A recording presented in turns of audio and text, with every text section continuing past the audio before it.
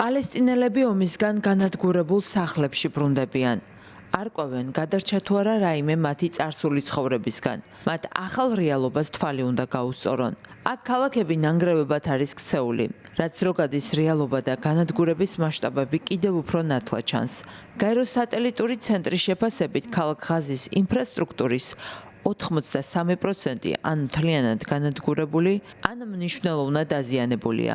მთელი ღაზის სექტორის მთელ ტერიტორიაზე ივლისის მონაცემებით შენობათა 78%-ზე მეტი უკვე დანგრეული იყო.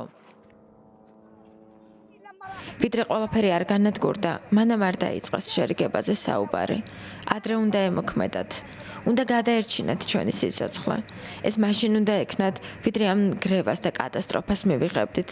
აქ აღარაფერია. ჩვენ მსხვერპლის გარდა აღარაფერი დაგვრჩა. ცოცხალ მკვდრები ვართ.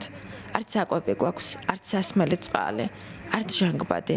სროლა, ტკივილი, სიკვდილი, წამება. ეს არის ჩვენი ცხოვრება. სხვა ცხოვრება აღარ არსებობს. გვითხარით სად წავიდეთ, რამდენი წელი დასჭირდება, რომ ეს სახლები თავიდან ავაშენოთ. გაეროს ეკოლოგიური პროგრამის თანახმად, ღაზა გასაწმენდია 61 მილიონი ტონა ნამსხვრევისგან. მსოფლიო ბანკის შეფასებით ღაზის სექტორის აღდგენას 50 მილიარდ დოლარზე მეტი დასჭირდება.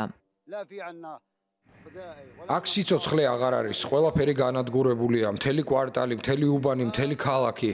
მან არას უბანი აღარ არსებობს, ბავშვები ქუჩაში სხედან. როცა დავბრუნდი და ეს სურათი ვნახე, ვერ დავიჯერე. ვთქვი, რომ შეუძლებელი იყო ეს ჩვენი სახლი ყოფილიყო. აღარც სახლია, აღარც ქუჩა, აღარც სიცოცხლე. ამ ომს ვერაფერი გადაურჩა. დანგრეულ შენობებს შორის ადამიანები გამოჩნდნენ. ნანგრევებში დაბრუნდნენ იმ ნივთებით, რაც ომს გადაურჩა. ადამიანები ბრუნდებიან იქ, სადაც ოდესღაც იყო სიცოცხლე. გუშინ საღამოს დავბრუნდით ამ ადგილას, მაგრამ შიგნით ვერ შევედით. გზები ჯერ ისევ ჩახერგილია. დღეს დილით კვლავ მოვედით. ირგვლივ ყველაფერი საშინლად გამოიყურება. აქ ცხოვრება შეუძლებელია ყველასთვის. ღაზის ჯანდაცვის სამინისტროს მონაცემებით 67,000-ზე მეტი პალესტინელი დაიღუპა.